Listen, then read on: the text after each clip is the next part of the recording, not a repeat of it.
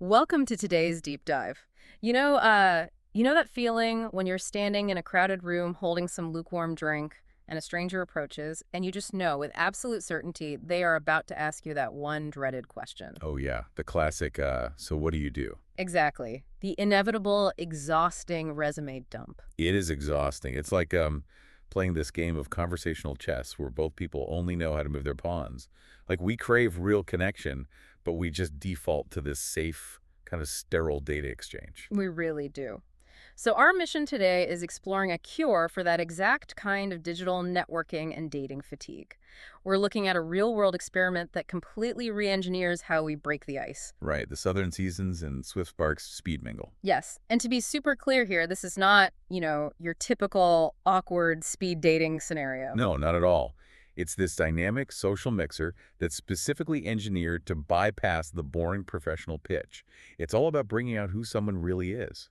And the setup itself is honestly fascinating. Like, picture the room. You've got these groups of 4 to 6 people gathered at tables. The energy is buzzing. And then a host actually rings a bell. Right. To trigger the rotation. Yeah, this highly organized rotation system. People are switching up by gender or like name tag numbers or colors for these rapid 10 to 15 minute chats. Which is a great start, but giving someone a time limit doesn't automatically make them interesting. Right. So how do they stop a room full of strangers from just, reverting right back to standard small talk? Well, they introduce a circuit breaker. So every station uses this 54-card deck called 52 plus 2, the card game. Oh, interesting. Yeah, it was engineered by communication experts specifically to derail that whole what do you do for work crutch. Okay, so instead of asking about someone's commute, you're pulling from a category. Like, I think one is called cringe or cute. Yeah, exactly. Yeah. Where you have to rate ridiculous pickup lines. Or there's one called no, no, Yeah. which brings up sensitive topics, but it's designed to foster understanding without, turning into a massive, heated debate. Wait, so I have a question about that. By forcing people to stick to a rigid deck of prompt cards, Yeah. aren't you kind of just replacing one script with another? I mean, how does restricting what they can say actually create more authentic freedom? Well, that's the brilliant part. When you remove the pressure of having to invent the conversation yourself, you basically short-circuit the brain's standard social anxiety loop, Oh, I see. right? Because the card dictates the topic, so a high-stakes interaction suddenly just turns into a collaborative game. That makes a lot of sense. Yeah, you aren't judging each other on job titles or demographics anymore. You're connecting over humor and quick thinking and actual chemistry. The constraints actually lower your neurological defenses. Okay, yeah, I can definitely see how gamifying the chat lowers the stakes. But let's say you've just had this highly revealing, hilarious 15-minute chat. You're laughing, there's a spark. Now comes the universally dreaded moment. The rejection anxiety. Oh, the terrible can I get your number for Yeah, you? exactly. Right. How on earth do they handle that? By banning it entirely. Wait, really? Yeah, they use a system called Smart Sync.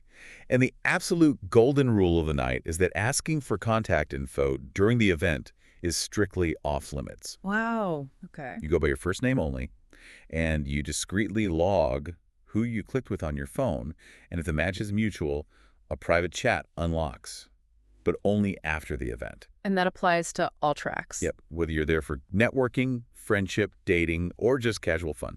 Same rules. I do have to push back a little here, though. I Yeah. mean, we're trying to cure digital fatigue, right? Doesn't using a web app on your phone during an in-person mixer kind of defeat the whole purpose of unplugging? It might seem like a contradiction at first, yeah, but the technology here acts as boundary setter, not a distraction.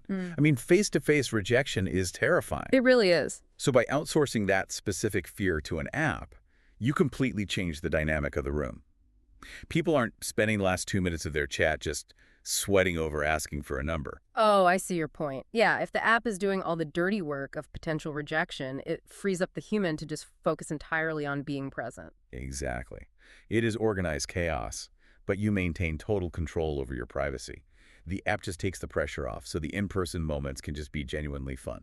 It really is a masterclass in reinventing how we meet each other. And for anyone listening who wants to test this out, they're running the Southern Seasons and Swift Spark Speed Mingle on September 8th, 2026. Yeah, the evening starts with a sip and mingle at 6:45 p.m. right before the Fast Track 5 grounds kick off. And it's happening at Cahaba Brewing Company in Birmingham, Alabama. You can track down the exact registration link over on the Speed Mingle website. Just head to thisSpeedMingle.com/events/southern-seasons-swift-sparks-speed-mingle. It is definitely a bold experiment in human connection. Which brings us right back to that lukewarm drink and the dreaded opening question we started with.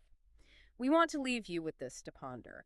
If you were suddenly dropped into a rapid conversation with a total stranger and you were strictly forbidden from mentioning your job or the weather, what is the very first thing you would want them to know about you?